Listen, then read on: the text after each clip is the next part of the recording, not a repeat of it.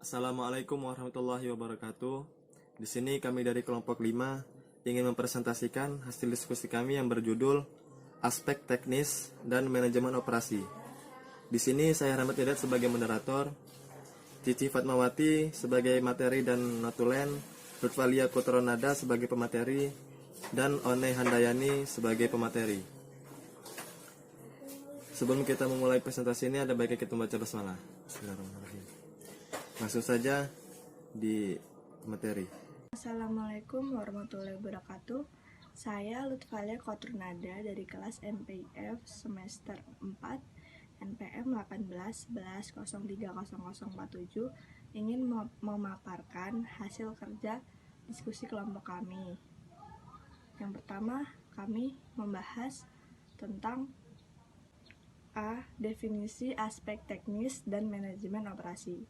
Aspek teknis dan manajemen operasi merupakan lanjutan dari aspek pemasaran. Aspek teknis dan operasi ini juga dikenal sebagai aspek produksi. Penilaian kelayakan terhadap aspek ini juga penting untuk dilakukan sebelum suatu usaha dijalankan. Tujuan umum yang hendak dicapai dalam penilaian aspek teknis operasi yaitu agar perusahaan dapat menentukan lokasi yang tepat. B. Agar perusahaan dapat menentukan teknologi yang paling tepat dalam menjalankan sebuah operasinya. B. Penentuan lokasi usaha. Prioritas utama aspek teknis atau operasi adalah menganalisis masalah, penentuan lokasi, pertimbangan dalam menentukan letak suatu operasi sebagai berikut. Yang pertama, jenis usaha yang dijalankan. Yang kedua, apakah dekat dengan pasar, supermarket, apakah tersedia sarana dan prasarana, apakah tersedia tenaga kerja.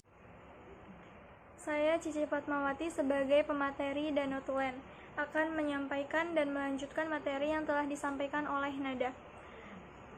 Penilaian lokasi yang tepat akan memberikan berbagai keuntungan bagi perusahaan, baik dari segi finansial maupun non-finansial.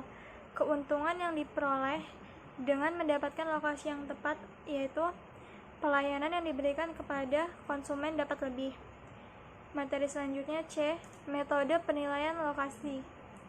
3 metode yang dapat digunakan dalam menilai suatu lokasi sebelum diputuskan yaitu 1. Metode penilaian hasil. Faktor-faktor yang menjadi pertimbangan dalam metode penilaian hasil yaitu pasar, bahan baku, transportasi, tenaga kerja, dan pertimbangan lainnya. 2. Metode perbandingan biaya. Metode ini didasarkan kepada kebutuhan biaya utama seperti biaya bahan baku, biaya pengobatan, biaya distribusi, biaya umum, dan biaya lainnya. 3. Metode analisis ekonomi. Metode ini didasarkan kepada berbagai jenis biaya yang akan menjadi beban usaha termasuk biaya perumahan dan biaya lainnya. Materi selanjutnya akan dilanjutkan oleh One. Baiklah, saya akan menjelaskan mengenai materi D. Tujuan aspek teknis atau operasi. Seperti yang telah dijelaskan sebelumnya, bahwa tiap aspek memiliki beberapa tujuan yang hendak dicapai. Begitu pula dengan aspek teknis atau operasi. Secara umum, ada beberapa hal yang hendak dicapai dalam penilaian aspek teknis atau operasi ini, yaitu sebagai berikut. Yang pertama, agar perusahaan dapat menentukan lokasi yang tepat, baik untuk lokasi pabrik, gudang, cabang, maupun kantor pusat.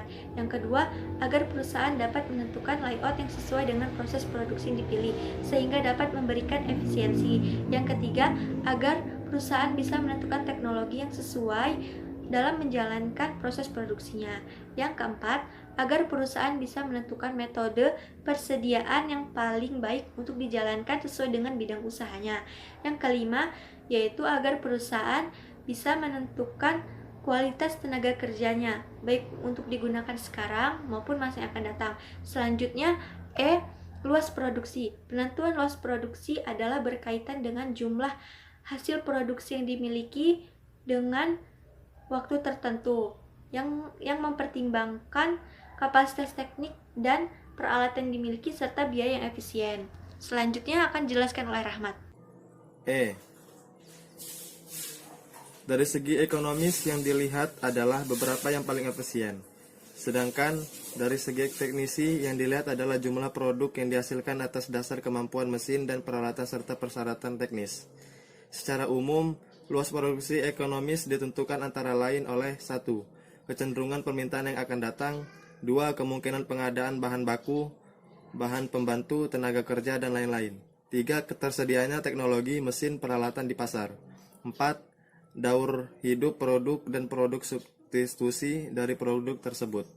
F. Tata letak layout.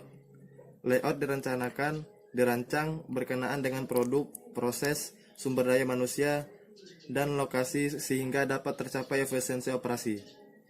Dengan adanya layout akan diperoleh berbagai keuntungan antara lain sebagai berikut. 1. Memberikan ruang gerak yang memadai untuk beraktivitas dan pemeliharaan. 2. Pemakaian ruang yang efisien.